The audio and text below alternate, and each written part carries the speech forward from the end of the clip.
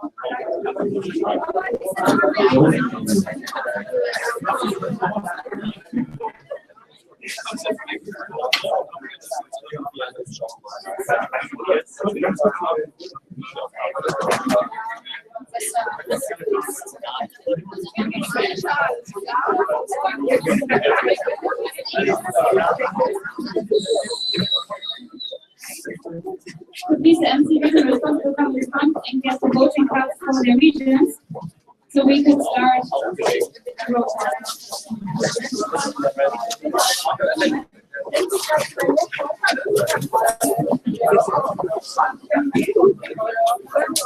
Okay, Aufnahme.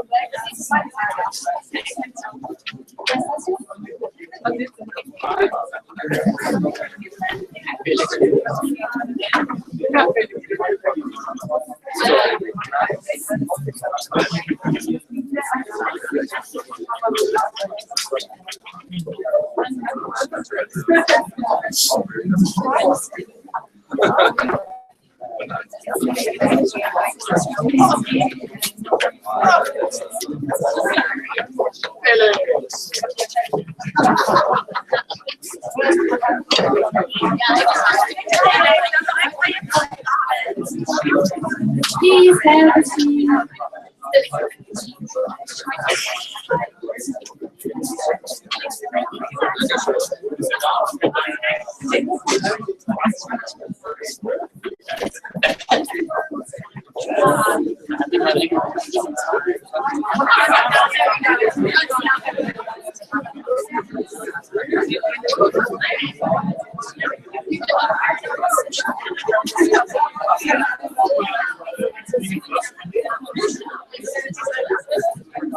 Was die kommende Kamera ist? Jonas, machst du das? Da hinten ist der Reifen, der Aufnahme.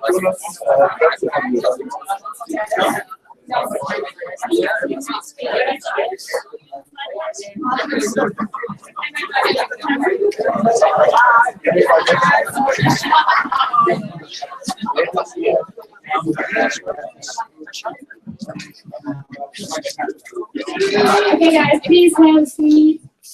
We're going to start the roll call now. So, Aachen. Anwesend mit Stimmrecht. Augsburg. Anwesend mit Stimmrecht. Bamberg.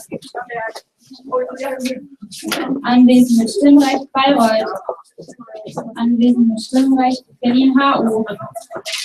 Anwesend mit Stimmrecht. Bitte laut sprechen, gleich euch ein bisschen höher. Berlin-TU. Anwesend mit Stimmrecht. Bielefeld. Anwesend mit Stimmrecht. Bochum. Anwesend mit Stimmrecht. Bonn. Anwesend mit Stimmrecht. Braunschweig. Anwesend mit Stimmrecht. Bremen. Anwesend mit Stimmrecht. Darmstadt. Anwesend mit Stimmrecht. Dortmund. Herz des Spots anwesend und bereit. Anwesend mit Stimmrecht. Dresden. Anwesend mit Stimmrecht. Duisburg-Essen. Duisburg-Essen. Jana. Anwesend mit externer Stimmdelegation. Düsseldorf. Anwesend mit Stimmrecht. Frankfurt. Carlos, wissen wir der Bau ist? Wissen wir der Bau ist? Anwesend mit Stimmrecht. Freiburg. Anwesend ohne Stimmrecht. Gießen. Anwesend mit Stimmrecht. Göttingen. Anwesend ohne Stimmrecht. Halle. Halle. Seriously? Okay, we'll get back to Halle. Hamburg. Power! Anwesend mit Stimmrecht. Hannover. Anwesend mit Stimmrecht. Heidelberg. Lecker. Anwesend mit Stimmrecht Jena. Anwesend mit Stimmrecht Kaiserslautern. Ja. Anwesend mit Stimmrecht Karlsruhe. Anwesend mit Stimmrecht Kiel. Ahoi. Anwesend mit Stimmrecht Köln. Perfekt gesagt. Leipzig. Anwesend mit Stimmrecht Lüneburg. Anwesend mit Stimmrecht Magdeburg. Anwesend mit Stimmrecht Mainz, Wiesbaden. Anwesend mit Stimmrecht Mannheim. Anwesend mit Stimmrecht München. Anwesend mit Stimmrecht Münster. Anwesend mit Stimmrecht Nürnberg. Anwesend mit Stimmrecht Halle. Anwesend. Anwesend mit Stimmrecht Oldenburg. Nicht anwesend Paderborn. Anwesend mit Stimmrecht Passau. Anwesend mit Stimmrecht Regensburg. Anwesend mit Stimmrecht Stuttgart. Ja. Anwesend mit Stimmrecht Tübingen. Anwesend mit Stimmrecht Ulm. Anwesend ohne Stimmrecht Wuppertal. Anwesend mit Stimmrecht Würzburg. Anwesend mit Stimmrecht MCP Posi. Anwesend mit Stimmrecht MCP Daniel Baumann. Anwesend mit Stimmrecht MCP Daniel Rühl. Anwesend mit Stimmrecht MCP Kali. Anwesend mit Stimmrecht MCP Nancy. Anwesend mit Stimmrecht MCP Renard. Anwesend mit Stimmrecht MCP Nastasia. Isaac in Germany! Anwesend mit Stimmrecht MC Director Christoph. Ja. MC Director Dan. Ja. MC Manager Ines. MC Director Joao. Anwesend. Aschaffenburg. Aschaffenburg? It's not here, okay. Regiobus. Hey, you make your choice! It's DSD. Digga! RLPs.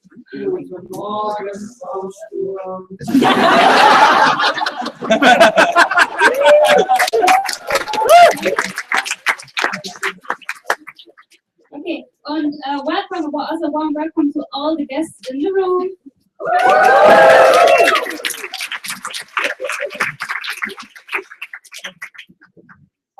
All right. Welcome to the MCP speeches. A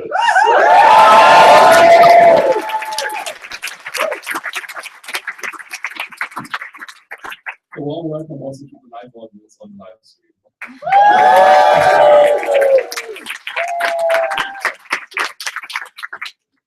This is not really my stage time, and I try to be as short as possible. I just want to remind you of two things I said on Thursday.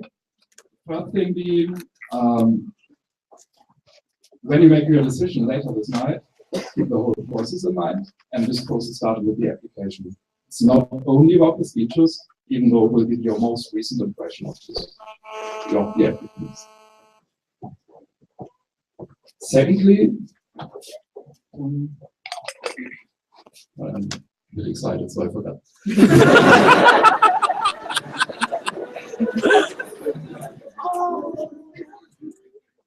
Yes.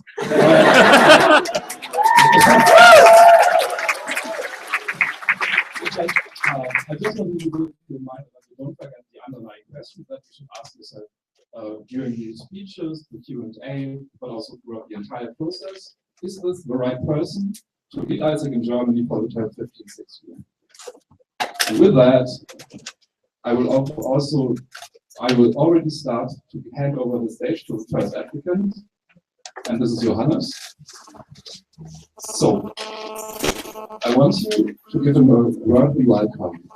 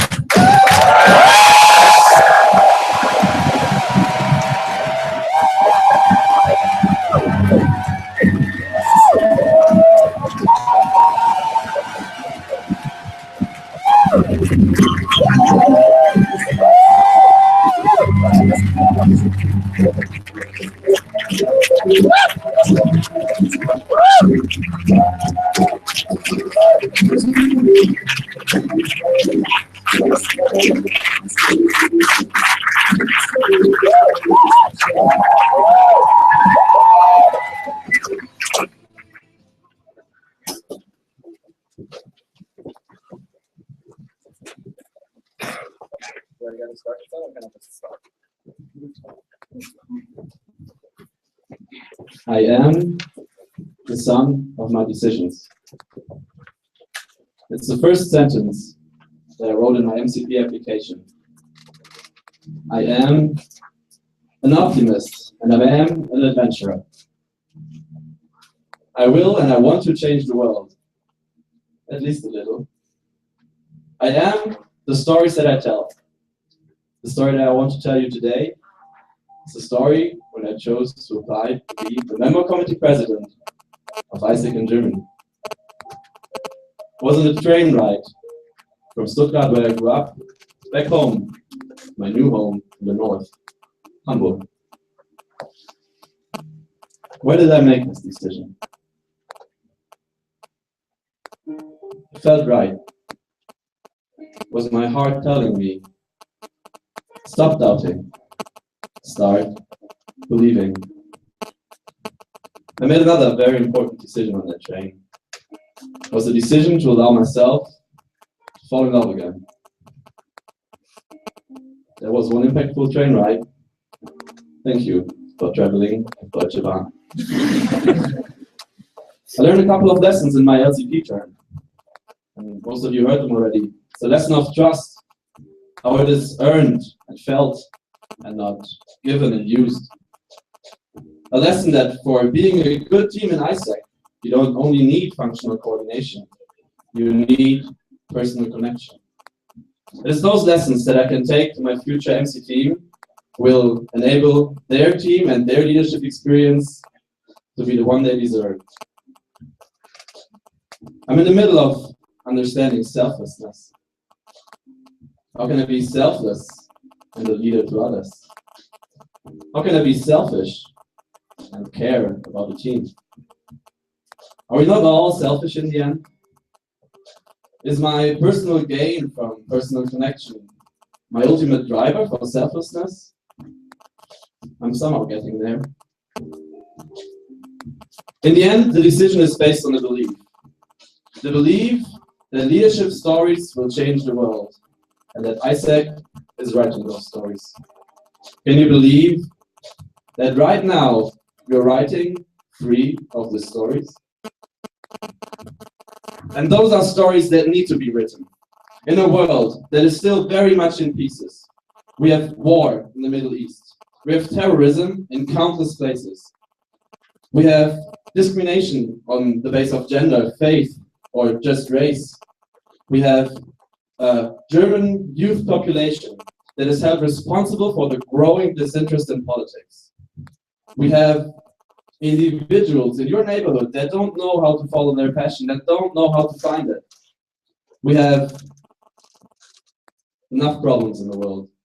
And I guess if I could give you another 5 minutes, you could come up with 50 of them. And that's where I think that ISEC is offering a solution. ISEC is changing the world. You know, when someone is about to be beaten up on a subway, who is standing courageously up even though there might be personal harm? An ISECer. And imagine someone being restricted from access to federal authorities, whose everyday job is that to help those people. It's an ISECer's job. Who actually cares about European integration as a chance of further thriving of the European economy and culture? It's what ISECers do. Who is raising concerns about an educational system that is not providing us with the actual future skills that we need in the face of a globalizing economy? It's ISECers. And with this, I mean you. You are an ISECer. You are making a difference. Who, if not you, will change the world?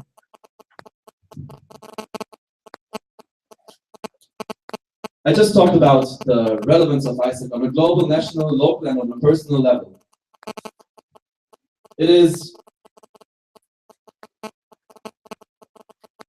the question you have to ask yourself is ISAC fit? Is ISAC fit to also solve those questions in the future?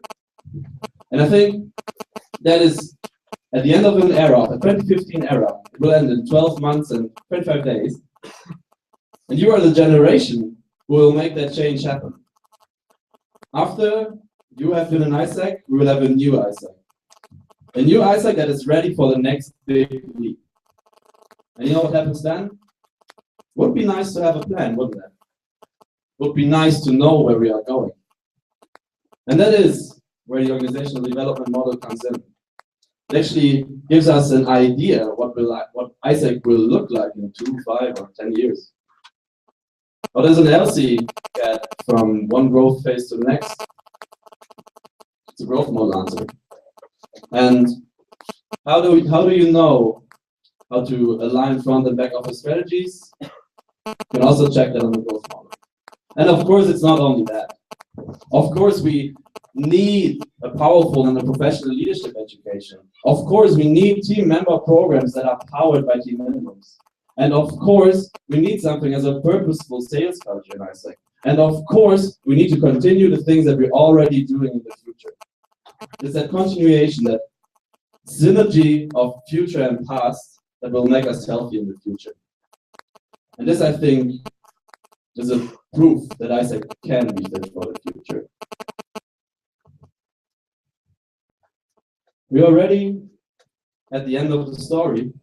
It's the last chapter. The last part of the story is about the power of spoken word. The power of something that you say that then comes into reality. You know, spoken word makes people feel. And a word that is very small yet very relevant for me is "and." You might have experienced me chiding you for the use of "but." I think it's a very useless little demon. It makes everything you say before it irrelevant. You know, I really like you, but there's somebody else. You know, the weather, it's nice, but it's too cold. You know, your food, it was delicious, but I really don't like beans. And more than that, yes, but creates duality where there is none. You know the all-time ISAC favorite? Yes, quantity, but with quality. I truly believe in the power of "and." I believe that ISAC is a world-changing organization. It is a business that is mostly well-run. It's professional, it's efficient, it's sometimes hard, and it's a crazy community of people who enjoy being with each other and it's somehow integrative. And I can explain it most probably best with me. And I say, I can be in front of an LCM, I can be the clown, I can dance roll calls, and yes, I will also have a beer with you afterwards in the office. And I am the voice in your head telling you, update your planning tool. Focus on your results. "And" is who I am. And I think ISAC needs to be an "and." Only if we manage to have that, just imagine that if we choose to be a professional enterprise, then we would be nothing more than an organization based on performance, governed by numbers, KPIs, and a quarterly check. Nothing more than a business academy. Probably not a good one. If we would choose to be an organization that focuses on community and enjoying just being with each other fun, somehow irresponsible, we would be just that. A group that is seen by business leaders and political leaders as somehow likable, yet totally irrelevant. So, how can we be an example to the world if we manage to be that well-run business, to have an actual impact through the project that we are, and stay the crazy, loving, and fun community? Then we can actually be an example to the world. And then we can actually change the world by being that example. That, I feel, is the power of end. And it's also the end. It is now your decision. You get to make the decision. What is right for the world? What's right for the nation? What is right for your immediate environment? What's right for Isaac in Germany? What's right for your local community? It's your decision. I for my part know that the only person that I am destined to become is the person that I decide to be. And Isaac in Germany, and believe me, I really feel that, is only destined to become the Isaac in Germany it chooses to be. And I truly think the future will be great. I even think the future can be beyond greatness. For my part, I'd like to be leading this idea that is Isaac in Germany. Thank you.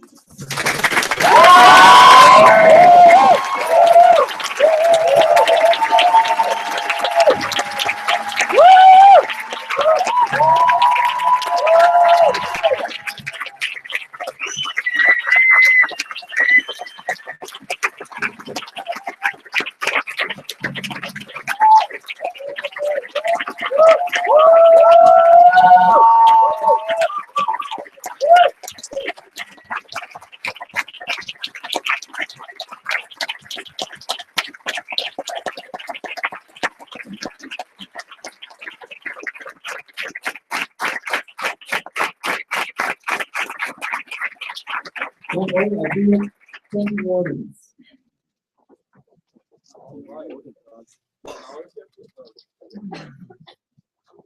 Okay, if you have a question, just raise your hand. It's Halle. Of course, we start with Natascha als recipe.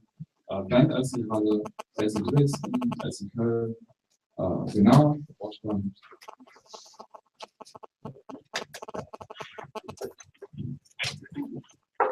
Natascha, Johannes, thank you very much from the bottom of my heart for you standing up here for something we believe in.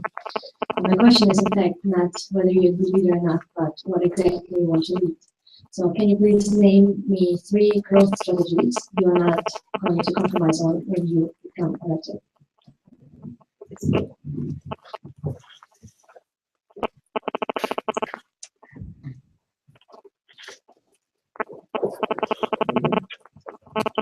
Thank you. Of course, the first question is one. I think the first one is always to that the power of the end that I just defined in speech. To not forget that when we deliver experiences and we want to grow, we should never grow for the sake of growth and performance and numbers and KPIs. But we should always remember that the thing that is Isaac is that and the community behind it. So I will never sacrifice on that, even though I think Isaac will not be existent without that. And that's probably the same when we talk about quality and quantity, and not quality versus quantity. It's just not in my head. I don't think it's a choice you get to make, that you either grow massively or you grow in quality. It's just that you do Isaac exchanges, which involve both.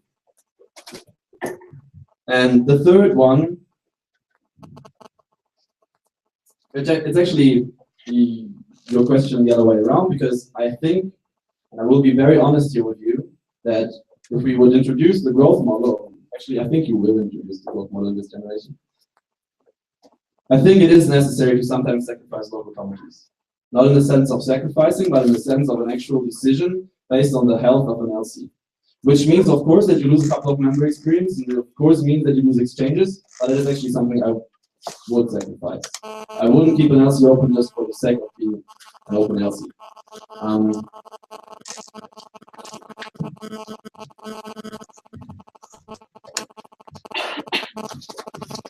Jules Halle, thank you for your invitation, and I'm very glad to see you here. My question is, for me, it's very important. We are a member-driven organization, and you want to become the leader of a member-driven organization. How can you address as an MCP member who just joined the organization? What do you think? How can MCP influence members directly? Just for clarification, do you mean directly in the sense that we have to be in an immediate, like together in one room, or do you also count digital as immediate? Yeah, like communication. Yes, like communication too, like how you would to approach that kind of order.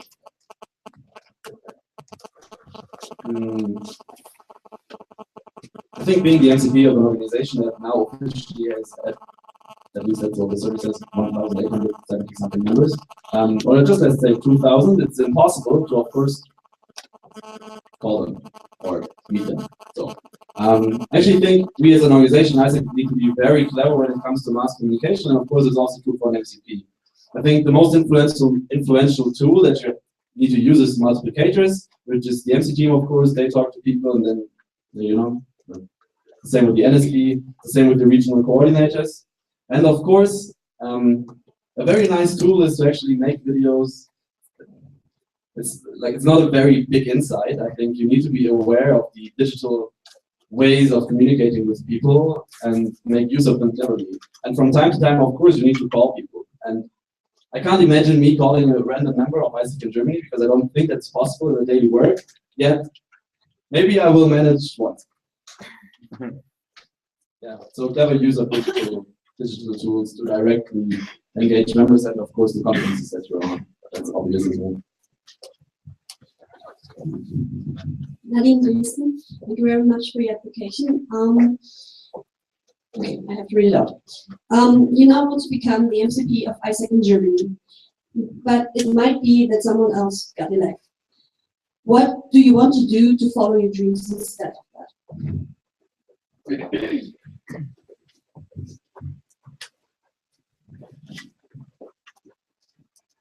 I mean, what occurred to me under the shower in one of the last weeks, I heard you had good occurrences on the shower sometimes, is that I can actually finish studying and do my German years at DST and then be in a job that is somewhere between, as you saw in my video, between politics, economy, and society. So which is foundations, it's political parties, and I think that's a very influential position that you can have. Even like in ministries, somewhere behind the curtains, and who knows, maybe I'll be Bundeskanzler at some point in the future.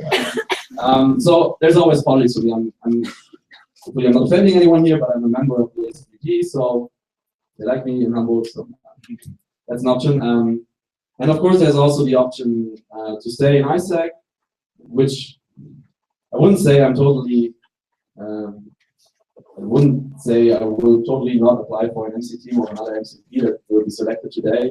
And I totally don't hope to say yes, I will of course apply no matter who's selected, because I don't know how I will feel in, I don't know, 3 hours. We'll talk about that next week. So. Next is Köln, Renard, and then Joao. Michael Köln. Thank you, Johannes, for a lovely speech. I would like to know, you just developed your kind of idea of the power of and if you get elected tonight and you still have your position in the LCDST, would it be an and or is it a but?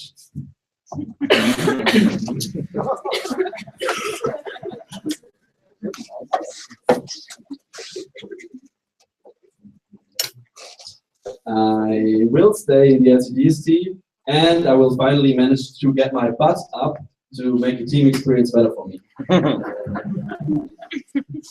Next is Renard, then Joao, then Daniel. Thank you very much for your speech. You've been talking about ISIC in Germany in the next 5 years. As we don't have a roadmap yet, and we don't have ISIC 2020 yet, where do you personally want to see ISIC in 5 years?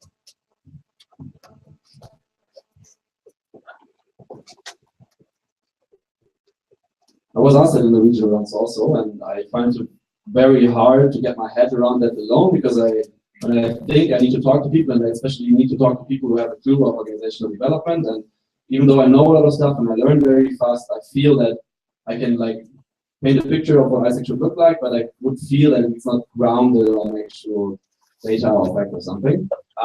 Something that I would really like to see us making happen is to actually have more local impact, which means if we can manage to align our resources in a way that we can actually do more local ITB, and we can do more IGCDP projects that are actually financially sustainable and that are actually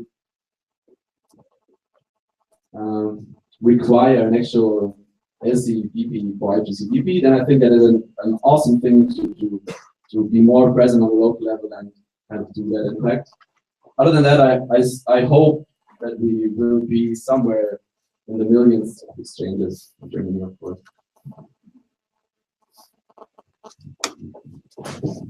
Grow MC. You talk a lot about the LD model in your application, in your rounds, and when I'm just talking to you outside. And coming from an international ISEC, ISEC in Brazil, 4 years ago was about the same stage where ISEC in Germany is now. And they managed to grow 70% in that year without a growth model or an OD model. If the OD model doesn't work and the growth model is not implemented, I would like to hear from you concrete measures and concrete strategies on how you're going to grow massively, such as 70% in 1 year, without any growth model, roadmap, or OD model.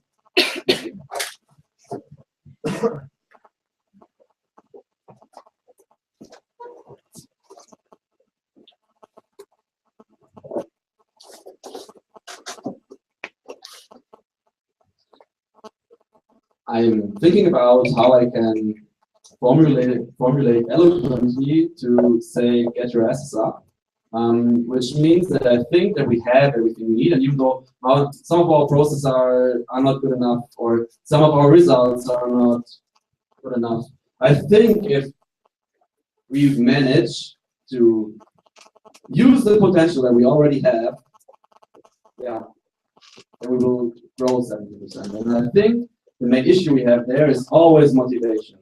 And with that, it's also to have a very clear idea of what you think ISEC is, and then put it into reality, to get your feet on the ground, which means that we should actually finally start picking people out of ISEC that are not performing.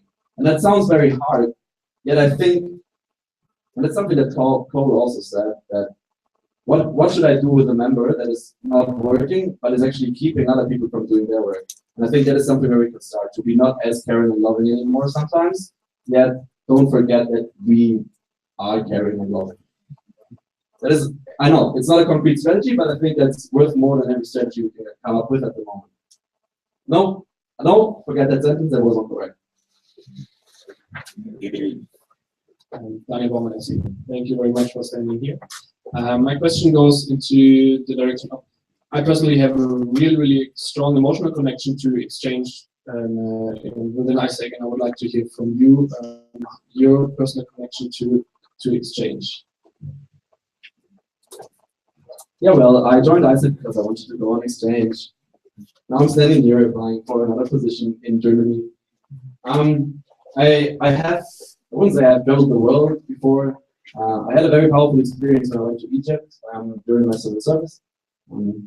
I actually saw the pyramids and was like, ooh, you're way bigger and more impressive than I thought. And that was a nice memory, yet the actual culture shock when coming back and seeing how Germany looks, you know that saying, I wrote a very nice postcard to my girlfriend about that. You know, it's never the same coming back home than never leaving.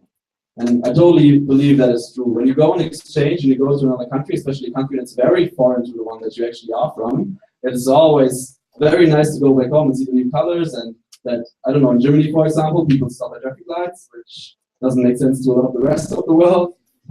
That kind of things. It totally tells you something about yourself.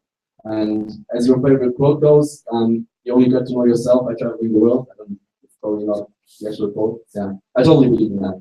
And the world is very big and very nice, and you should see it all, yet it's not possible to see the most of it. You get to know a lot about yourself, and just awesome. So there are currently no first Wortmeldung. Is there anyone who wants to put a first Wortmeldung?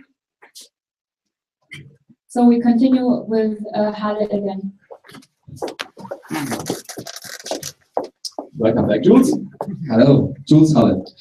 You just said that in the growth model you have to sacrifice some analysis maybe. What will be the minimum analysis has to do to not be sacrificed? I'm not talking about minimum criteria, but what do you think you need to see in analysis that it deserves the right to survive? There's a release coming up by the local community development support team telling you everything about that. I think the main indicator we have for a healthy LC is financial stability, because if an LC can't pay for all the stuff it needs, it's not sustainable. So that actually goes before the quality of leadership development or the amount of leadership development that you do. At the moment, we're not able to actually measure leadership development because we don't know what all our alumni are doing. We can't measure the actual impact in the end an ISEC alumnus has. So what we do is we measure exchange, and we believe that the more exchanges we deliver, the more leadership we develop. Which is a bridge that can be burned, yet I think it is true because the more you need to do, the cleverer you need to be, and all that comes with it. So what we can measure is X per member, which means productivity. What we can measure is total exchange results. And what we can measure is the quality of the programs we offer in the NPS, which is not working right now, but will be there at some point with analytics. So what we can measure at the moment is fulfilled team minimums. And we think for a team member experience, that is a good indicator for the quality, and with that, the quality of leadership development. So there was no concrete numbers. That is something that has to be decided in the next couple of weeks and months with the BSc and the MSc, actually developing indicators where an LP is sustainable. How much money would you actually need? How good should your NVS be? How many exchanges are necessary? I had a couple of talks on that already, but I want to stop talking here. Look forward to the release. Up next are Felix, Ryoko, West, and Berlin to you. Johannes, thank you for being here. I'm very proud. Do you remember on our first NKK, we were talking about leadership styles with humans. You were walking around in the room, looking into the air, because you were the guy who stood up. How do you make sure that you don't lose the connection to your team on time? Yeah, that was a very, very good exercise. The monarch, it's called the monarch. Yeah. I was always expecting to be the joker, you know, the one who is actually killing people, to be very creative. And then it turned out that I felt much more comfortable walking around the room with my head up in the clouds, being very visionary. As there are, I think, and we all know that there is no single leadership type that applies to you. And I am just very, very curious, and I'm by now a little more empathetic than before. So even though I'm very visionary and I very much like planning and numbers and spreadsheets and all that comes with it, I am still quite good in talking to people and actually making people stick to me. And I'm also kind of good at bringing other people together. And I think actually, of course you know it, but I think it's also interesting for those who don't, that I think I lost the connection to only one person in my life that I'm actually kind of sad about. All the others are still there. So I think when a connection is lost, it's a matter of trust building, so integrity and lots of personal talks that earn you trust back. Up next, Berlin to you, Bielefeld, Karlsruhe. Thank you, Hannes, for your nice speech. In your application, you state that ISEC Germany has not been very connected to ISEC International and the other entities in the past. You said that ISEC Germany has done not much to be part of it, that now it has been better, but you still want to integrate ISEC Germany more into ISEC 2020. What do you think was done completely wrong, and what do you plan to do better?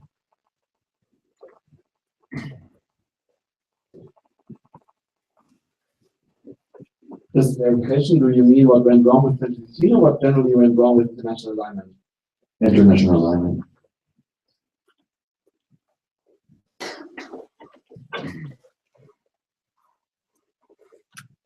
I think in general in ISEC Germany we have a problem that we're very internally focused. So we care a lot about what we're doing, and we're sending EPs abroad to an LC that is somewhere out there. And we had a very insightful moment on UX Pro where it was about collaboration and actually seeing that to deliver an exchange you kind of need another LC. And I think it's a mindset that is somehow stuck in people's head, because ISEC is a very fast changing organization, and if you have that in one generation, the next will never know it was once different.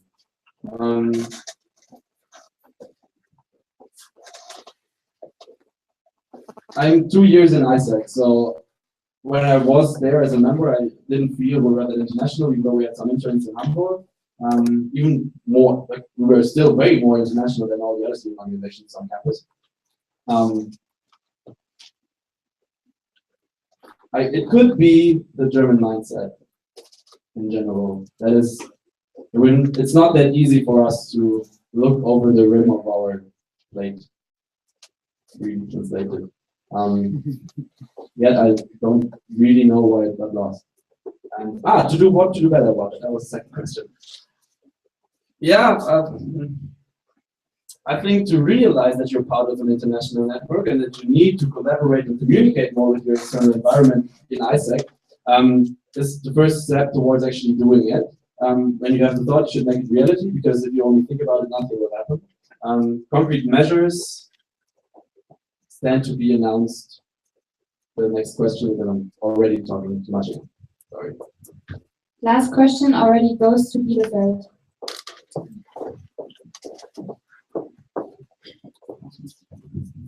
Hi, Hans. Thank you very much for standing there and for your speech. Actually, my question is about the NSB, because in Germany we have a very, very large NSB, but still in the last term we failed to grow. So actually the NSB could not help us growing. How do you want to handle that? How do you want to make sure that the NSB ensures our growth? Thank you. I think the main issue we need to tackle is the NSB experience, or the team experience we actually have in the NSB. Last year was the first year that we had such a big NSB, and suddenly there were 100 people and no really big structure or experience behind it, how to handle that size of an NSB. And even this year, we're still struggling to really improve the team experience in the NSB, which you can ask Marcel and Alex, who are working on it. I think once we actually manage to improve this team experience for the NSB, so also apply all the team minimums to the NSB experience, the NSB will also, of course, be way more results oriented and way more influential for the organization, and thus more motivating us for the LCP to stay consult or do what they work, they do. Yeah, it's also true for me, actually. Give it up for Johanna.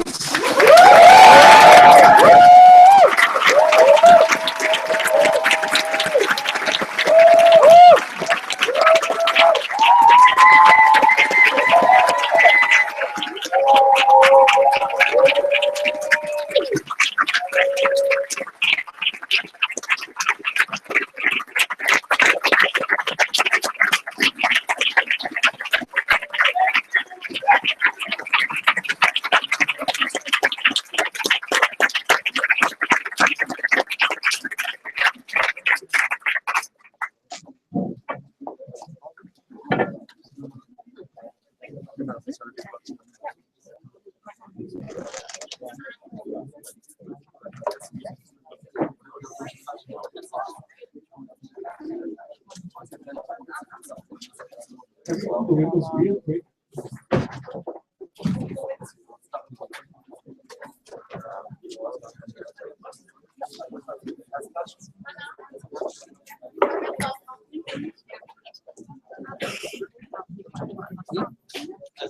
So.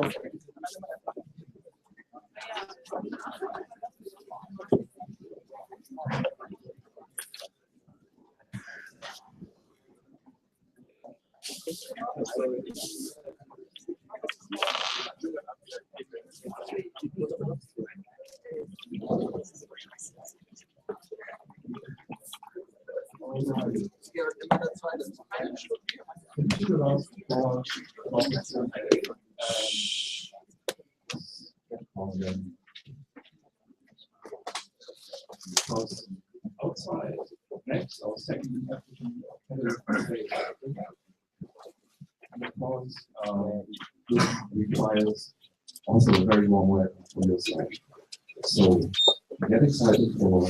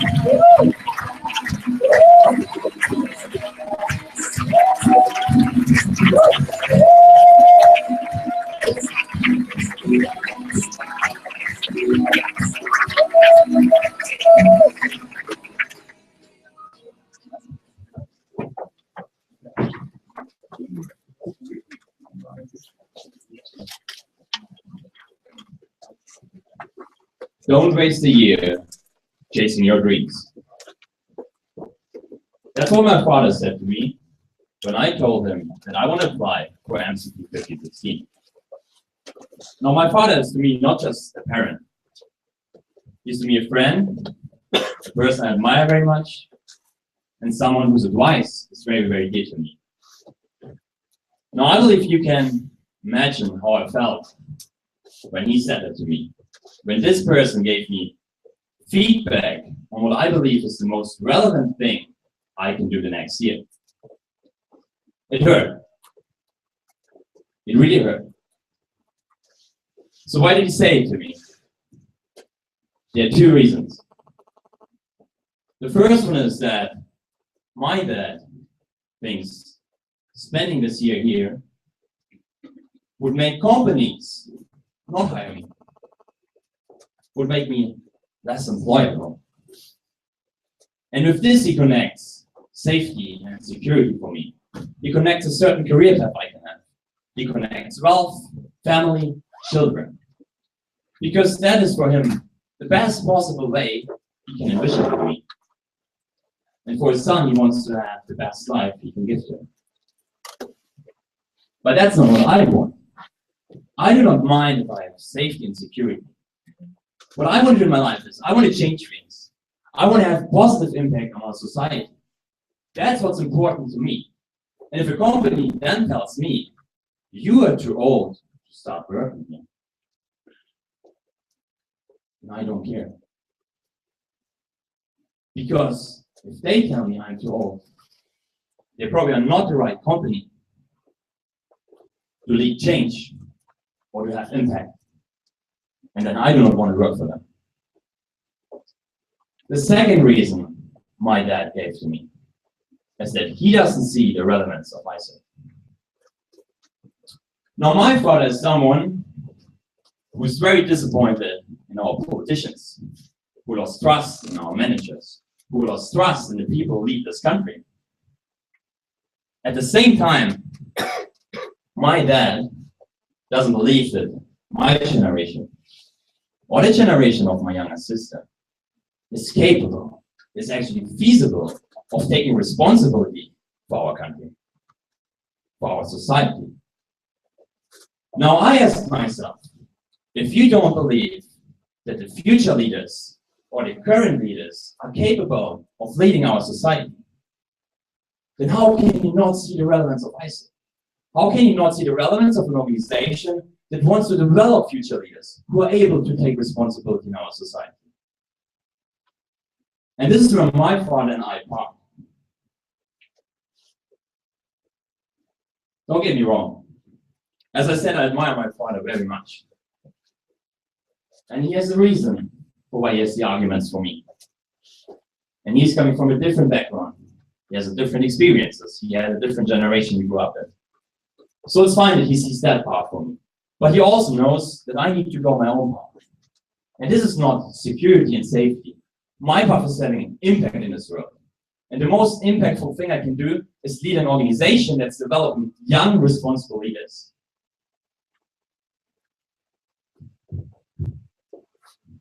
But I do not want to lead any organization that develops leadership. I want to lead a very unique organization. An organization that's developing leadership by providing exchange experiences. Because I believe exchange is the glue of our international network. Exchange is what forces us, as members and leaders of this organization, to think in the bigger picture. To not just think about my local reality, my project, not just about myself, but to think about something that's bigger than myself. It teaches us to take responsibility for something that's greater than myself. I want to lead an organization that is not change resistant, but that's embracing change. Because we live in a world that's changing faster and faster. So if we want to say we want to develop people, we want to develop leaders that are able to have impact in this world, that have the capability to lead change in this environment, then they need to be capable of embracing change. And ISIC is not an organization that's far out there on some different planet. It's an organization right in this environment So it's not just the future leaders need to embrace change, but it's us as an organization that needs to embrace change. I want to lead an organization that is not afraid of failures, but it's embracing mistakes. Because when you fall, you get up. When you fall, you get up. And every time you get up, you're greater than you have been before you fell. Because you learn and you develop. We say ISIC is a playground for people to try themselves out. We say that. But what I often see is people who are afraid of actually jumping into this playground because they're afraid of breaking the toys in this playground. Our world is very complex. And I guarantee you, it will be very, very tough sometimes to make a decision that is 100% sure for yourself. So you will have uncertainty. And you will have to try things. And sometimes they work, and sometimes they won't. And it doesn't matter. Because you will learn from it. And you will develop, and you will be better. I want to lead an ISIC in Germany. That's not 47 entities, but one entity. One entity that's collaborative, that works together, that uses the resources the network has efficiently, to free resources, in order to be able to do more and to be better. What would be if it wouldn't matter who gets the recognition? What would be if it wouldn't matter who came up with the solution? If it wouldn't matter who came up with the idea to do something better? Because in the end, the recognition goes to all of us, as one unit, as one team, as one ISIC in Germany. Above all, I want to lead an organization that's truly impactful.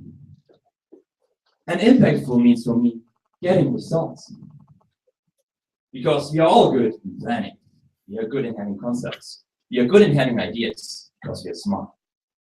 But we are not good in executing these plans.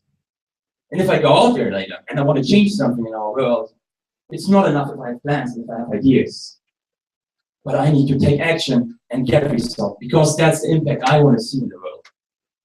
So if we say we develop the future leaders of our society, then we need to make sure that they are all empowered to chase their dreams and make them become reality.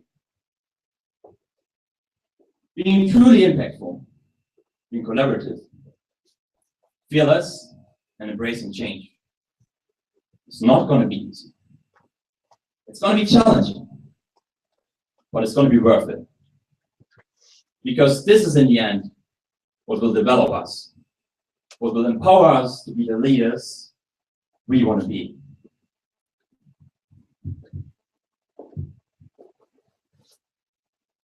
If somebody says to you, don't waste a year chasing your dreams, then I'm going to tell you, spend a year chasing your dreams. Because every morning, when each of us gets up, we have one choice. Either we continue sleeping with our dreams, or we go out there and chase them. And I decided I want to chase my dreams. And I stand here tonight to invite you to go and chase that dream with me. I'm Max Molterer, and I'm running for MCP 56 and of ISIC in Germany. Thank you very much.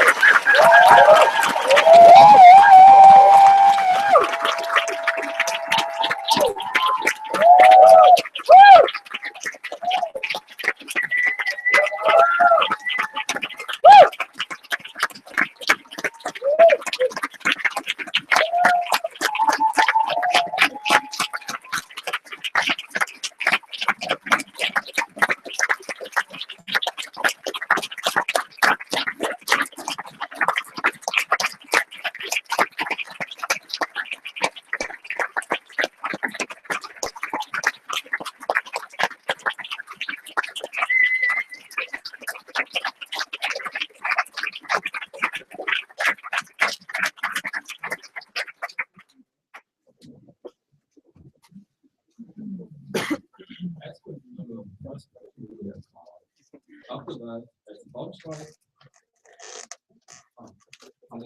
Braunschweig,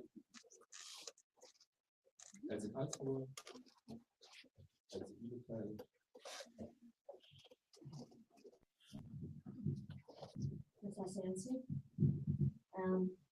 feel very humbled and very inspired. Thank you very much for your candidacy. You reminded me on one of my favorite quotes. But what if I fall? Or darling, what if you fly? Max, how does Isaac in Germany looks in 3 years if you fly? And try to be as concrete as possible. Thank you very much for the question.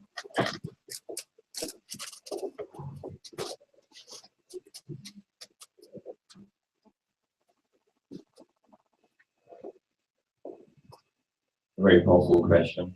So much opportunity. If Isaac Germany flies, in 3 years, we'll provide more leadership experiences than we can imagine right now, than we are capable of thinking about right now. And we will develop these experiences in a way that no one of us has to doubt whether or not Isaac in Germany is really providing the leadership we want to see. So next are Halle, Dortmund, Braunschweig, Karlsruhe, Bielefeld. Jules Halle, thank you, Max, for standing here. It's very inspiring. I have a question, and I really admire that you stand here again. And I was wondering, like last year you were talking a lot about the external world. This time you're talking about a lot about Isaac in general. Like, what made you change your mind up? Or why do you think now it's more important to focus on us to do the right change? Thank you very much for this question. I think I had 2 moments, especially my answer term. At one time, I realized that many things I thought were very special about Isaac, like very disconnected to our external environment, actually are not. Many of the habits we have in the organization, many of the things we do and how we do them, are just directly reflected how we just do it in our society in general. So this made me aware that Isaac is not in the bubble. It's actually just directly connected with what we do. The other thing I talked a lot about last year was increasing our relevance by getting more awareness about what we do. And this is not going to increase our relevance, because our relevance increases if you develop more leaders, if you develop better leaders. PR is still a very valuable thing to enable us to be bigger and better, but it's not the core to make us more relevant.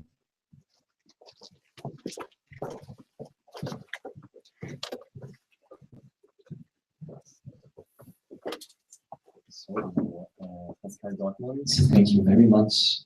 Pascal Dortmund. Max, thank you very much for standing up again for the MCP. ISEC in Germany provides several hundred team leader experience every year, but we have in Germany several hundred of thousands of students who probably never heard about us. Keeping in mind ISEC 2015, do you consider ISEC in Germany as successful?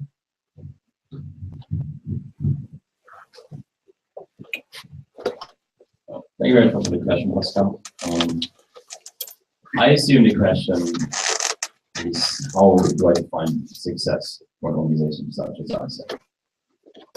And when we talk here about how many people I reach, then I think yes, 2,500 or 3,000 people or 4,000 if you count the EPs is not enough if you look at how many students we have.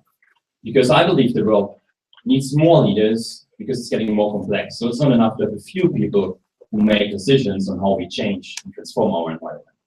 So when I put this in mind, I wouldn't call it not successful, but we are not there where we can be. We are not at our full potential. We are far, far away from the true potential we have as an organization.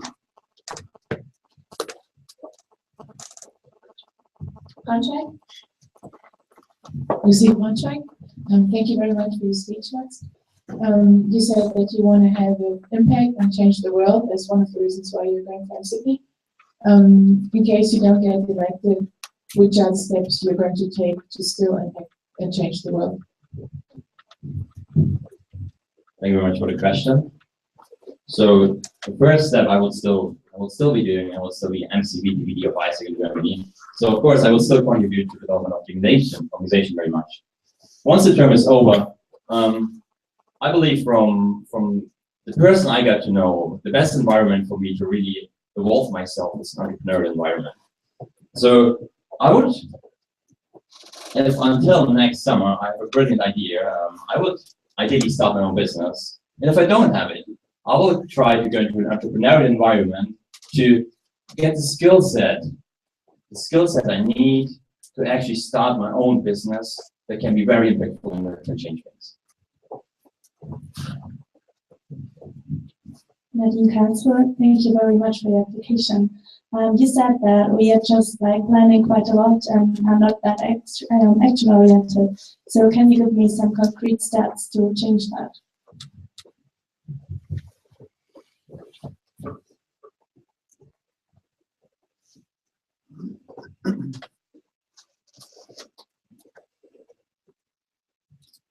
I think a concrete step we need to take, two concrete steps, is to create an awareness why actually results are important and not just how we get there, by role modeling it, by using the people in the organization that are aware of it to get out the message. Because I believe we still have a misunderstanding about why results are important. Because often results scare us and we do not understand that those are the things that actually have an impact. And when we talk about, let's say, the result-oriented mindset, there are no concrete tools I believe you can use to make it happen. But it's the mindset you need to create. If you want to talk about tools, you can talk about, yes, what is an MOS or what is a KPI? That's a theoretical tool, an abstract tool. And I would call it the tool, yes, because it makes it very easier to be result-oriented. But it's a mindset thing that needs to be changed by role modeling. So next up, Bielefeld, Renat, Daniel Baumann, Düsseldorf, Kaiserslautern, and Gießen. Stefan Bielefeld. Hello, Max. Thank you very much for standing there and applying. My question is, we are discussing a lot about organizational health at the moment. So in your opinion, when should we shut down an LC? And do you think that at the situation at the moment is healthy?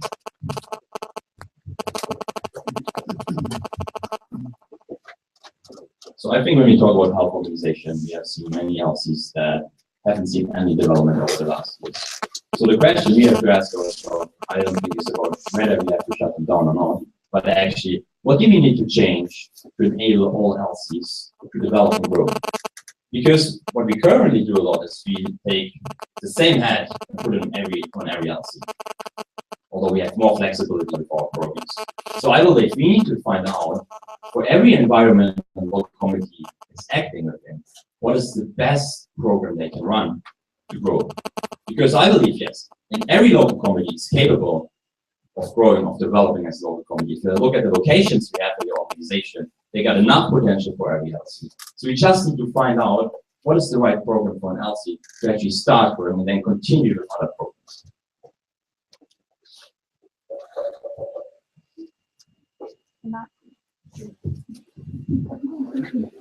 Nancy, thank you very much for your speech. You've been talking about collaboration on local level. Can you please name one concrete measure on how collaboration on local level can drive impact of our organization? So, for me, one concrete example that happened is an example by Josh and Aaron with the One for One campaign, because we had an issue that we cannot empower our members to also take action and just provide exchange experiences, because everyone can do it. And we had two LCs who did it and then sent it out to the network, who tried to provide the whole network with what they have done to solve this problem. And this is when we talk about correlation. I think we have a lot of problems and bottlenecks with the organization that don't need to be solved by either a few people or by all people, all 47 locations at the same time. So if you take these different bottlenecks and give it to different people, they can solve it, and then you give the solution to everybody else in the network, which then gives us a lot more time to do more, to do better, to do new things. Hi, Max. Daniel MC. Thank you for staying here. You know, I have a strong personal connection to Exchange. I would like to hear from you. What is your personal connection to Exchange? Where we develop leadership? Thank you very much for the question. Regarding leadership development at Exchange, it's a very difficult question. So when I went to the US for my high school year, I got into an environment with a family that was from a very low social background.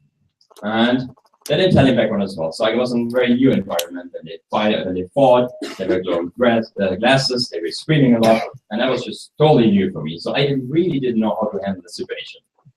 And in the middle of the year, I thought about quitting, switching to a different family. But then luckily, actually, my host mother forced me to have to talk with her. I read a long talk on how we can change the situation. And by this challenge, I actually grew. I developed. I saw myself differently and my environment.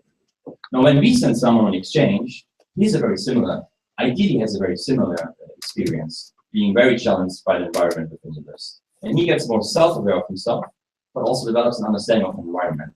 And this is what a leader needs. If I understand myself better, only when I understand myself, I can lead others. And only when I understand my environment, I can take action to make my environment better.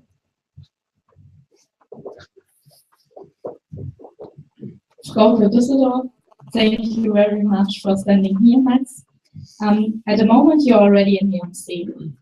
Please name one positive and one negative aspect of you being in the MC right now. So one positive, thank you very much for the question, Paul. One positive aspect of being on the MC is, of course, that I already know the MC life, or the MC team management works, the office life. That's extremely positive, I believe. The danger, of course, is being already MC, that you might get stuck in certain frameworks you're already experiencing right now. But somebody new comes in, he hasn't been framed by the current framework yet. To pick that up, though, I believe that this is also actually an asset when we look at the very high turnover rate ISAC as an organization has. I think it's very powerful to have someone who can bring more long-term approach in there, because I understand what has gone wrong this year and what has gone right. And I can focus on the things that didn't go right and continue with the things that went right. So next are Kaiserslautern, Gießen, Felix, Rio Cobalt West, Joao, and Ines. Max, Kaiserslautern, thank you for your application, Max.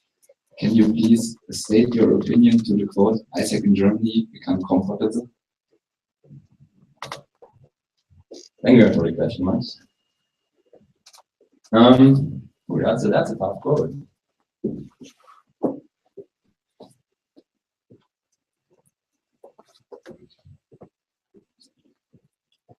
I think the quote, ISAC Germany became comfortable, is a mindset thing that we don't challenge ourselves on what we can actually do.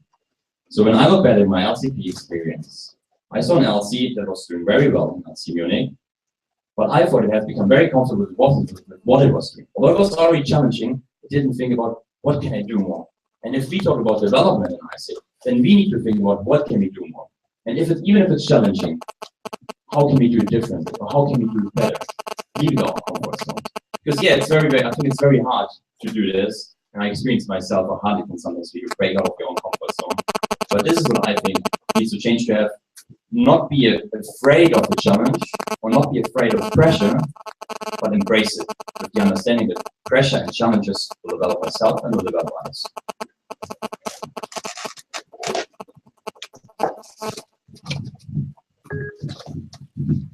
Jackie Wiesen, Max, what are you the most afraid of at this moment?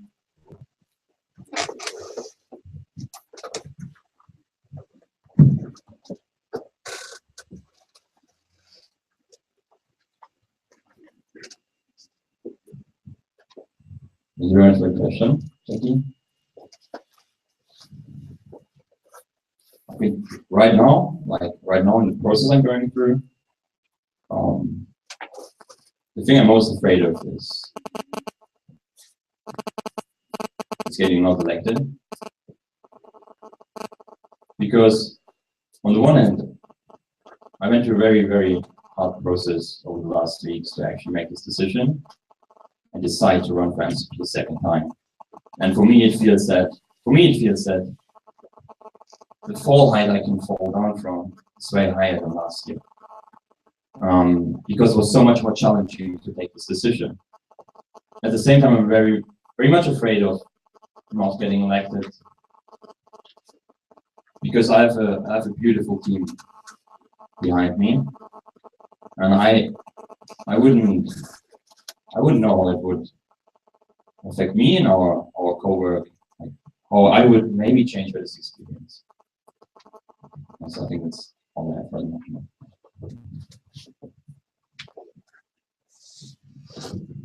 Max, thank you for seeing me again here, facing me again. And I have a question for you. Last year you stated when you fall, you learn. Last year you fall. And what did you learn? What did you take out of this year personally? Yeah. Thank you very much for this question, Felix. Out of falling last year, I think the most important thing I learned, very, very hands-on, but the first thing I learned is that it wasn't easy for people to connect with me emotionally, because I was too keen on the surface. And I wondered why that was, because I thought I had a like, very open here in the plenary last year, what are my weaknesses and what I'm not good at. But the point was that I didn't really believe in that. Like, I knew, okay, I had these weaknesses, but I didn't see them. I thought more like, you know, I have them, but I'm working on them. And over the last year, I realized, like, I understood for me what it actually means to have a weakness. Like, not fighting against it, but actually embracing the weaknesses I have and using the strengths I have. And knowing that I have a team around me, no matter where I am, I always will have a team around me that can exactly pick out those weaknesses and overcome them for me.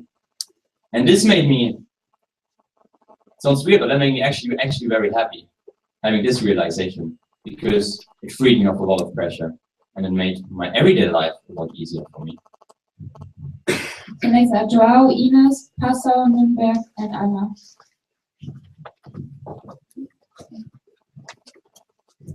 Thanks, Max, for your speech. Joao MC. If you could choose only one of the 4 exchange programs we run, pick one, and please consider the expertise of the network and the global supply and demand and why to choose that one.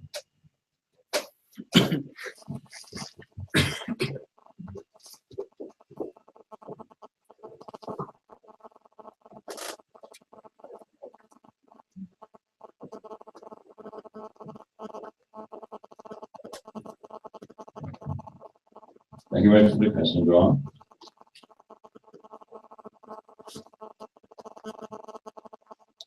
I believe from the current state, the program I would pick if I would only be allowed to choose one program, I would choose OGCDP, because I believe that with the amounts of experience we currently deliver with OGCDP, we also will be able to give the most opportunities to people living in ISIC in Germany. Because it's a program that, well, with this program also comes the highest amount of workload. With this, the highest amount of workload for the back office functions. And with this, we can offer the most opportunities to members, to leaders, to EVs within the organization. And this is, in my point of view, the part where a lot of leadership development is coming from. So this is why I would choose OGCDP as the one only program I'm allowed to choose.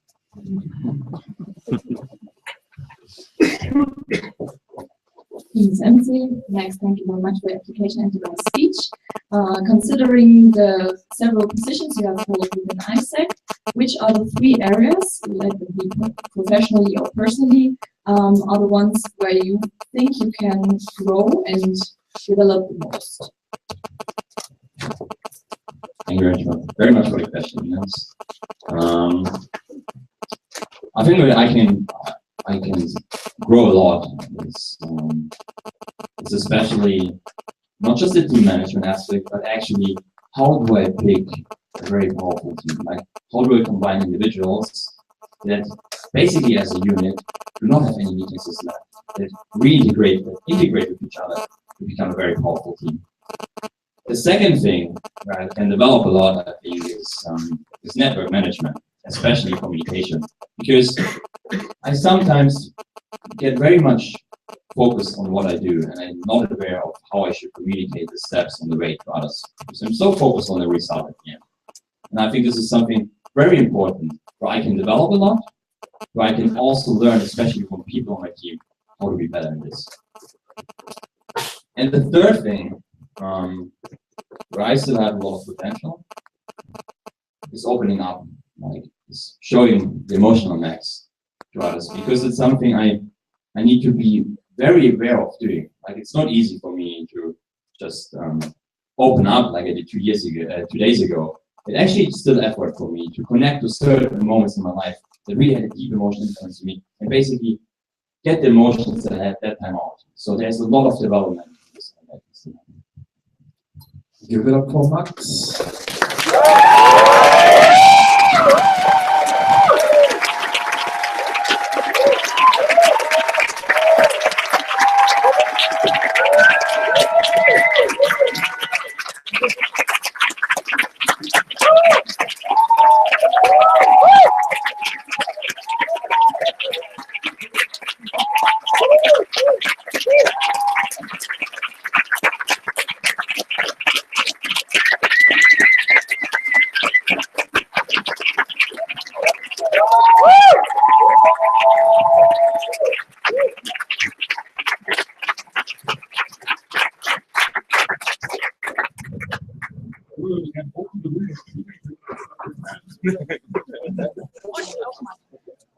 Can you read it? Yes.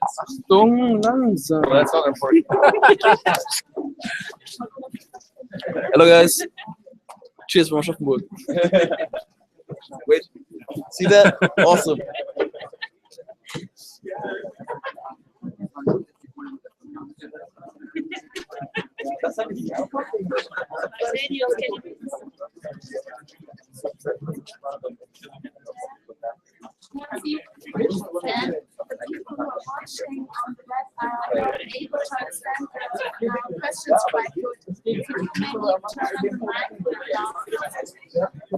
I'm not honestly.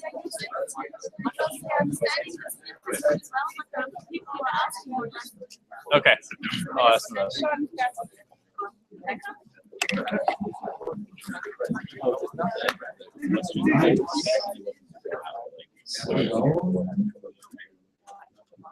And slowly get ready for the last candidate of the day. We have a warmest of welcomes for Maria.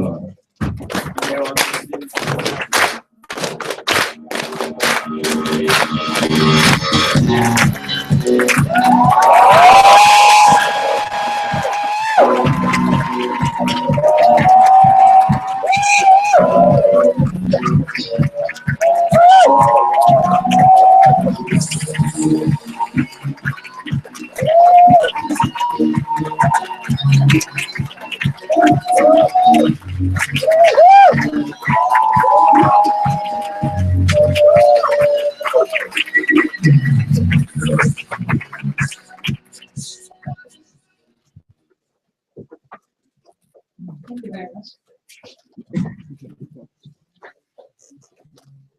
I am weird. I like trains. And I have a pet Kraken plush toy that has followed me throughout the election process for every step.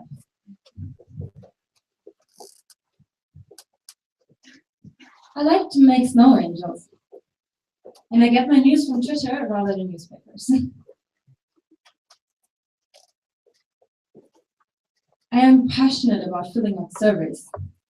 And I randomly stand on chairs in order to get a fresh perspective. But I also have very strong values. And I am passionate beyond measure about the things that I believe in. And this is why I am standing here today as an MCP candidate. Why are you here? Why are you here? What is it in this organization that you care about that makes you put so much effort and time into the things you do? And how are you contributing to it in every moment that you spend here as the single representative of your local community? Are you really sure that you are spending the time here as good as you could? Francis Chan once said that our greatest fear should not be of failure, but of succeeding in things in life that don't really matter. So I'm asking you again, why are you here? What matters to you? And I know that it is hard to have this clarity all the time, because believe me, I have lost it time and again in the last days. And I was afraid. I was afraid of not being able to fulfill your expectations. And I was afraid that that this position that I am applying for is bigger than I can be. But I believe. I was afraid of stepping on toes, and I was afraid of being naive and of leading us to somewhere that is not the best way for this organization. But I believe. Here's the funny thing. It paralyzes you, and it clouds your judgment with negativity and self-doubt. But remember the hero's journey. Remember the moment that makes a true hero. It is your lowest moment, the moment when you fall and when you are scared. But courage is not the absence of fear. It is rather the judgment that something else is more important than fear. Courage is what ultimately makes you fight your monsters. And courage is the thing that makes you leave them behind you because it is worthwhile. I believe in an ISAC that is worth stepping on toes for. We are not an exchange service provider. There are other ones out there who I believe are better equipped at doing that. ISAC is a leadership development platform. This is what makes us unique. And I want to see an ISAC where this simple message is something that everyone in the organization knows and understands. I want to see an ISAC where we are able to transfer the big ideas into our everyday behavior. An ISAC where we fulfill the promise of leadership development on every level of the organization.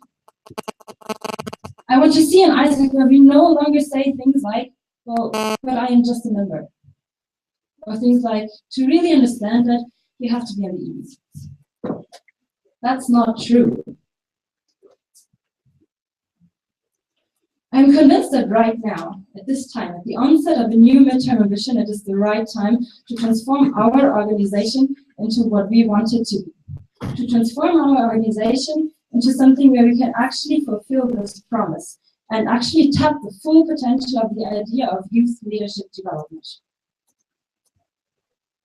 Because leadership is not about a title. Leadership is an attitude. It's a state of mind. Leadership is caring about something and taking the responsibility to act on it and to change it for the better. And it is something that we promise to everyone who comes into this organization. Everyone.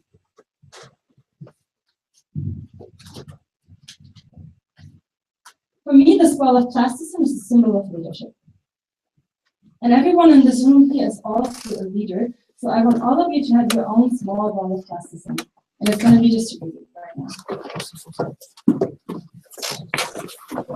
Please be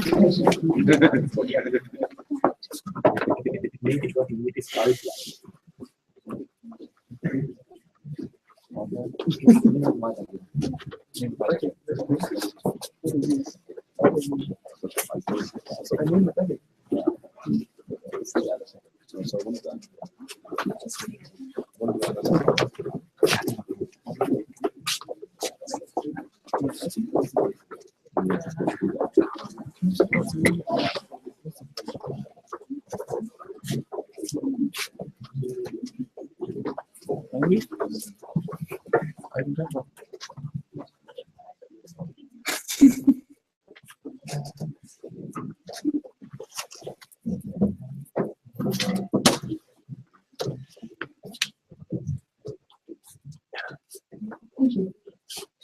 And I saw the question mark on your face.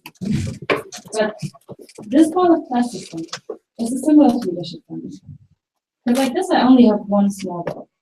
And if I want to move something, I only have one ball to play with and to make an impact. But plasticine is pretty great.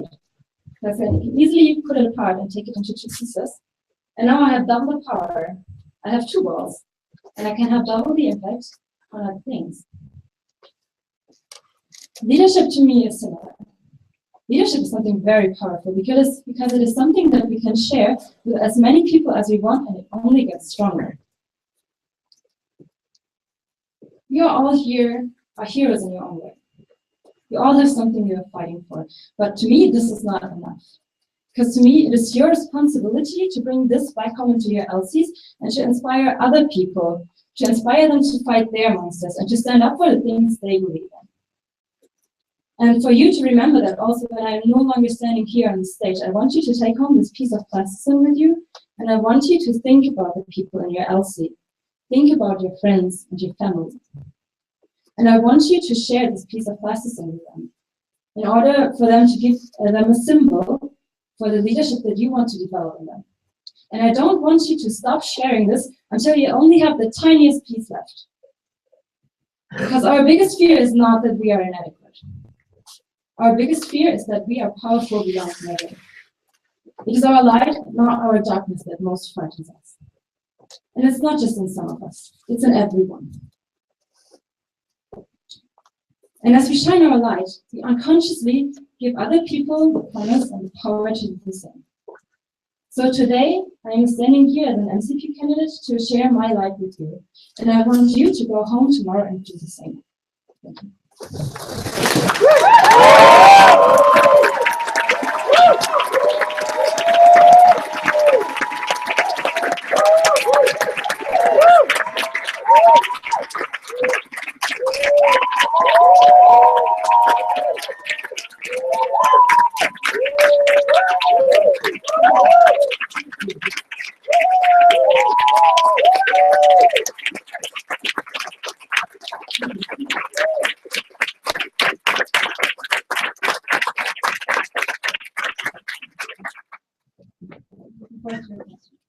All right. Of course, the first question is going to go to Karl.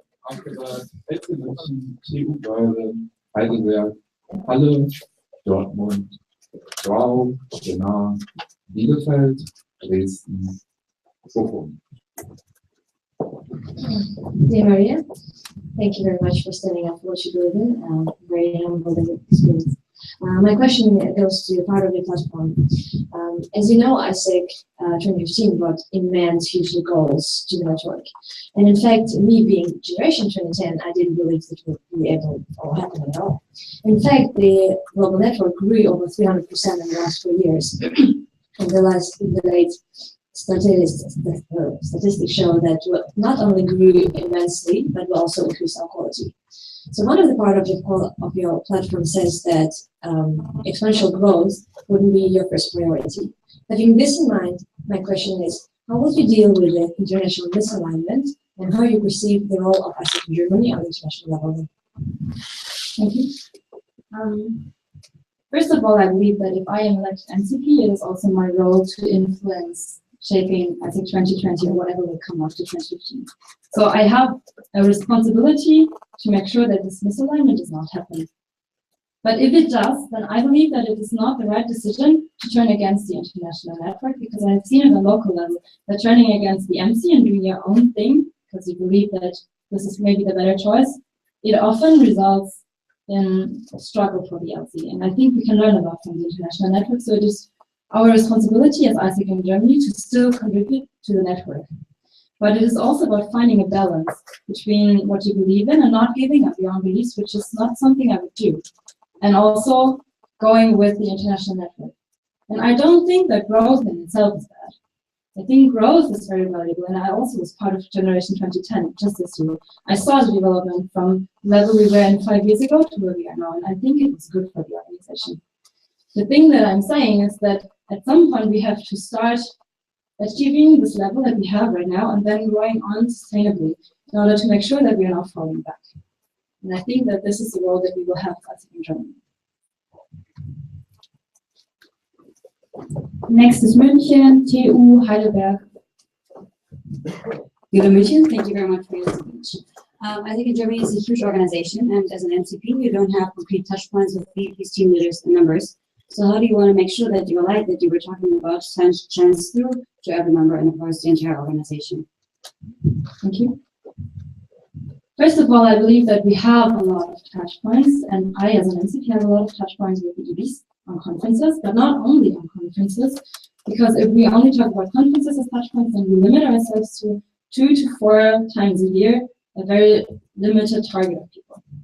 We also have other touch points, like, for example, the newsletter, video messages, transparency on online channels like Facebook, where we can still talk to the people and show them what is important to us. And I think Nastasia does a very good job, for example, by doing that regularly on Facebook in a quite informal way, which is way more relatable than having the big words and PowerPoint slides.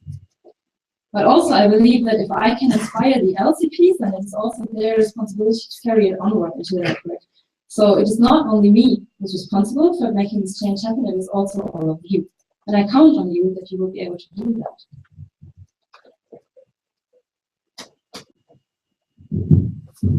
Martin Wellington, thank you for a nice speech. You said we're afraid of light and not of dark. Me, myself, I feel I'm afraid of failing.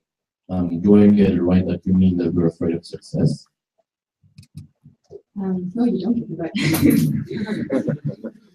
I don't mean that we are afraid of success. I mean that we are afraid of how big our success could be if we would really give all our heart into it. If we would really do everything that it would take us to go for one thing. We can have successes at different levels, you know, and I think all of us strive for success at some point, but the idea of what humankind as a whole and you as an individual would be able to achieve if you really do everything you can, I think sometimes this really frightens us, and it frightens me, at least. So that's why. Halle, Dortmund, Joao.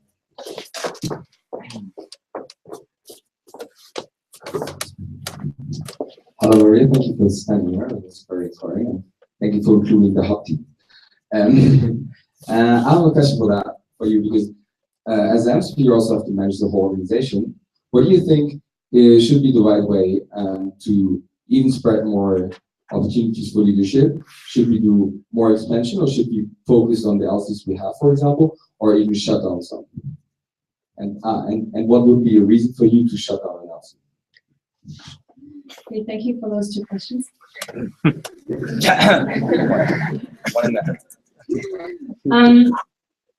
First of all, I believe that leadership is not necessarily linked to the number of LCs that we have. It is linked to what we do with the people. I don't think that closing LCs necessarily would be the right way. I don't think opening LCs would be either. I think at the moment we have a lot of LCs. Sometimes we're struggling to manage all of them and to give up the support that all of them need. So for me, I would first of all not want to massively open new LCs. I would also not want to close a lot of LCs. Considering your question, when would I close an LC? I have seen LCs being closed, for example, Saarbrücken, Konstanz, Rostock, and I believe that it was the better choice for all of the LCs because at the point of time when they were closed, there was not really a member base there anymore. They had shown weak performance over a long time, but yeah, weak performance, it's, well, I don't think the only criterion. The criterion that should be relevant is whether you see potential there to get over the growth bump that they hit. I think the OD model gives us an idea of how we can actually achieve growth, but I think it is about the people and the LC, whether we actually believe that it is possible. And we should not be afraid to close an LC because we can always reopen it. And usually it's for the better if we have some kind of period of rest in between. So,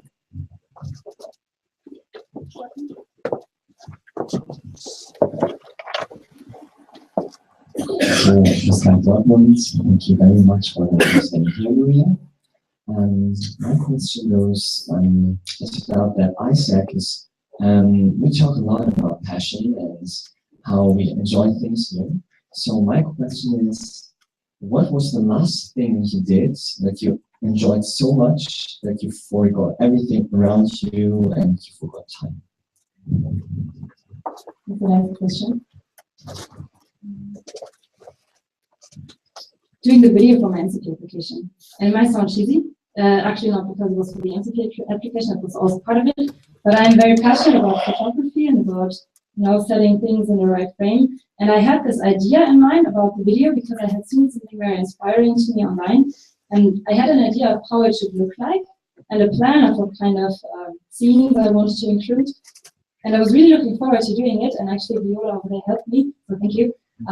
But we spent an entire day walking all across Mannheim. I was like, oh, this would look nice, and this would look nice, and can we do it again? And I really enjoyed it because I was really passionate about making this video the best thing that I could, and was really happy to see the result because I really love it. So next is Joao, Renard, Bielefeld, Dresden, Bochum. Well, Maria, thank you for your speech. So you're on MC. So we do exchange, and that's how we drive leadership. And you're talking a lot about doing a lot of leadership, and you are not an exchange provider. How do you depict the process from delivering 5,000 leadership experiences to the number of exchanges that you need to do in order to achieve that goal? So you mean, should we have like 5,000 exchange experiences, just 5,000 leadership experiences, right? Yeah, because today the way we do is we do exchanges, and from that number, we know how many people are going to impact on the leadership experiences. And you talk about leadership experiences being more important than the exchange. How do you depict, and how does the process look like deriving from one way to the other? I think that leadership experiences are more important than exchange experiences because exchange experiences are a tool of how we provide leadership experience, but they are not the only tool. So the people we send abroad, we ideally want them to have leadership experience. And I was glad enough to have one, but also the people who are able to provide this experience, they are also living leadership experiences. So it's not only the EPs, but also the members and the team leaders and the EBs and the MC and the NSB, all the people around who are creating this network also have a leadership experience. So I think if we take this number of 5,000, for example, that we don't need 5,000 exchange experiences to get 5,000 leadership experiences. And I cannot give you a concrete relation because that also relates to member efficiency and really concrete TM KPIs, And at the moment, we are far away from having a member efficiency of 1. So this is also not something that I believe we can achieve in the next year, but maybe in the next 5 years, that would be great, or even go beyond 1. But for now, I think that we should aim for a good ratio in between. So we should push exchange experiences because they are very powerful tools to develop leadership, but we should not forget about the other side. Can you answer your question? Thank you very much for your speech, Maria. You said we are afraid of the light. How far does our network need to get out of its comfort zone to enlighten the whole network? And how will we do it? Thank you for this question, but I don't know whether I can answer it because the how far, I don't know how to measure the how far for you. I think it's an individual thing. And generally, I would say as far as we can, because then we're doing as much as we can and we are showing as much light as we can. And I don't think I can give you a more concrete answer on that because it depends on the very individual. And it looks different for me than it looks for you. Next, Bielefeld, Dresden, Bochum, Daniel Baumann, and Amazon. Stefan Bielefeld, hi Maria. Thank you very much for standing there. You want to do leadership development very much, if I get it right. And the thing is, I ask myself, we are only a student organization. So there are at least half of the young people we do not develop. Do you want to change that? So do you want to open up for non-students? And if so, why? And if not, why not? That's an interesting question. Thank you for that. No, I don't. I don't want to open it up to other people who are not students because I don't think that we have reached all the students that we can at the moment. And I think that students are a very powerful group who are able to not only provide leadership experiences to other students, but obviously we also get in contact with other people. And in my speech, I also talked about your friends and your family, for example, and not all of them are students. So actually, we are not only reaching students by being a student-run organization. But for the moment, I think by making sure that all of the students in our reach actually live in leadership experience, we already have a good task for ourselves, at least for the next couple of years. So I would focus on doing that as good as I can before I expand.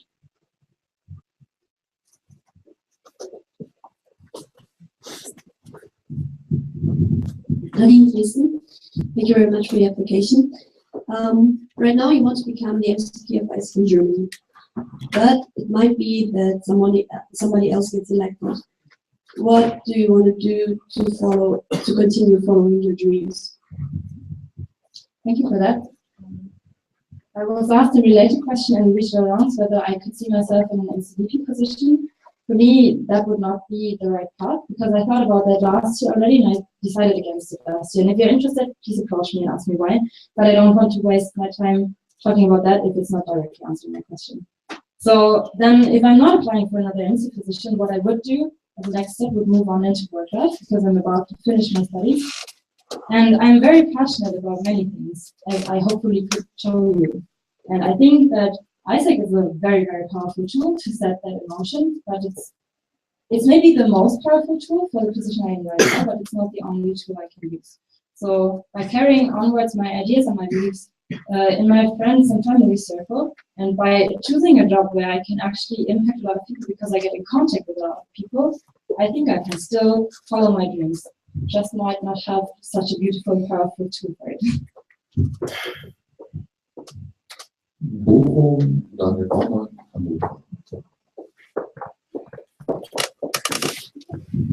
Yeah, thank you for standing here. When you get elected, my question is, what will be the contribution of ISEC in Germany towards the whole network during your term? I think ISEC Germany has a very strong position anyways, because we are a very respected entity in the network. So I would definitely want to use this as a leverage and share as many good case practices as I can with the network, because I think we have a lot of them. Look, for example, at our amazing trainer pool that is really unique in the network. So sharing our GCPs would be the first step. It should not be the only step, because we also have a responsibility towards the general development of our organization. For example, I see Germany as a very strong driver in pushing IGIP because we have a market where that actually works, where we actually have potential for IGIP. So I see us as a strong driver there as well. And I can think of many, many more things. For example, contributing in task forces, being part of the global steering teams, sending more people on ISEC International again from Germany. It's been a long time since a German actually has been successfully voted into ISEC International.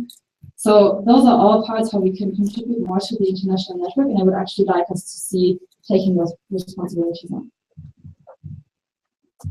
Daniel Baumann, Hannover.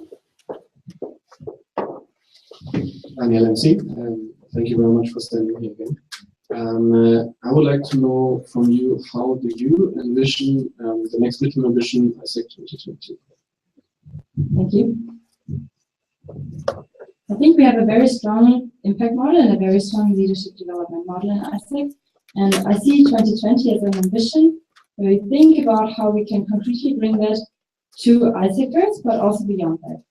You know that we have the BHAG of engage and develop every young person in the world, and the BHAG is not ISEC 2015, so the BHAG will probably, at least in my understanding, continue to be part of our vision. And it's just about finding new ways on how we can reach that, and how we get closer to that. And for me, ISEC 2020 will be very much having a very holistic perspective. I like to talk about the Golden Five as the drivers that we should have in our organization, which include things like exchange performance, NPS for quality measurement, member efficiency or member turnover for looking at the HR perspective, and also reach in order to include marketing and financial performance, so that we actually have a holistic perspective on the organization. And I hope, and I very strongly believe that ISEC 2020 should look in that direction, something like that, where we have a holistic perspective, where we push ourselves beyond limits in order to make leadership a thing that is tangible for everyone in the organization and easy to also carry outward of the organization.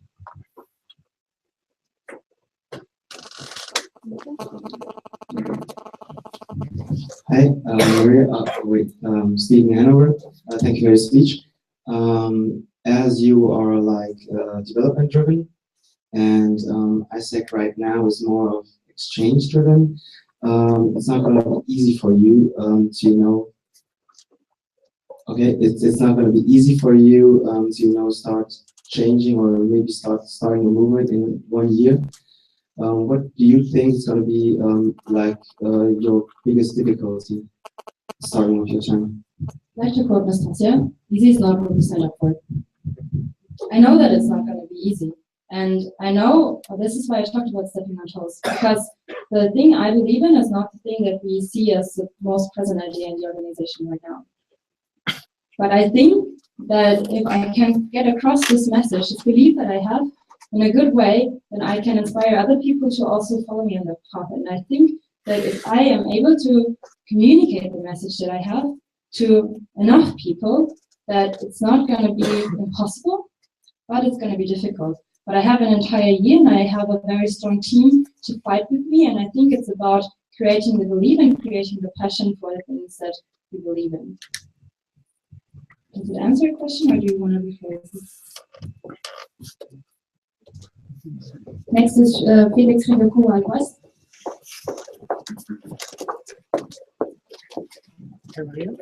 Thank you for sending them. Okay. Hi Maria, thank you for sending them. Imagine I'm an EP in Bonn, and I found out that you are the MCP of Germany, and I was abroad and had the most shittiest experience of my life. I knock on your door, and how would you react, and what would you say to me? First of all, I would be very sorry for you that you had an experience that was very challenging for you. But I think I would tell you about my experience in India as well, because as I told you in the introduction speech on Thursday, that was also not the best experience in itself. But it's about what I took out of the experience much more than the exact ways the experience was lived. Of course, I would want to hear everything that went wrong with the experience, because I want to give you the opportunity to actually work with it, go through it, and also reflect on it. But I would very much also try to show you how you went through the experience growing, and what is the one thing that you can take out of that experience and use it as power in your life, either to make it better, to fight the conditions that you were absolutely hating when you were abroad, or also to find something else on how you can use the power or the anger maybe and turn it into something good. So there's currently no one on the speakers list anymore? Someone who wants to, okay, Dein Baumann?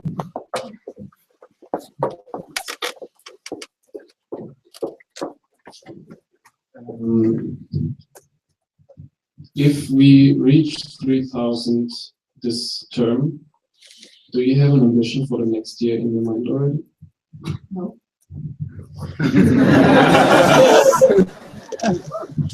And do you want me to elaborate on that? Because no, I have not, because I think it's something that I have to talk about with my team, but I have to feel what the network will then look like at the end of the term, so no, I don't. You can just elaborate on the part of ambition for your term. I get your question, but for me, reaching 3,000 is a number on the paper, but how the organization looks like, being or standing there, having achieved this ambition, is something else that I cannot really assess yet. And it depends on how you get there, how we will continue from there on. Personally, the one thing that I can tell you is that I don't think exponential growth should then be the next step, so I would not aim for an ambition of 6,000 or 5,000. But what the concrete exact ambition would be, I can't tell you because it depends on it. Give it up for Maria.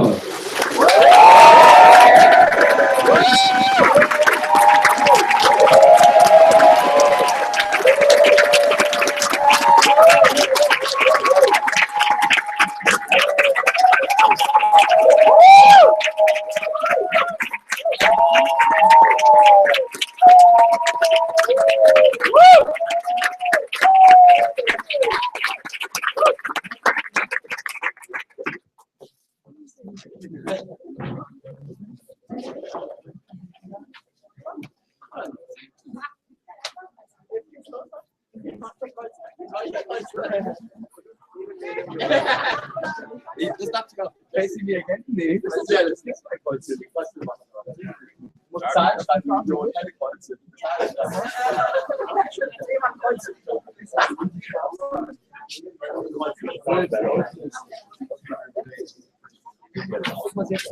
Please get open side windows, because otherwise it's really hard.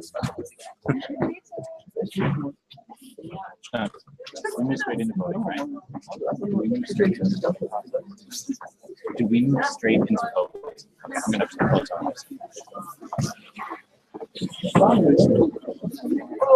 All right, bye everyone. So come back in an hour at 10 p.m. for the announcement. We're gonna move into the voting process now, so we'll take the live stream. Yeah. See you then. Also tatsächlich Project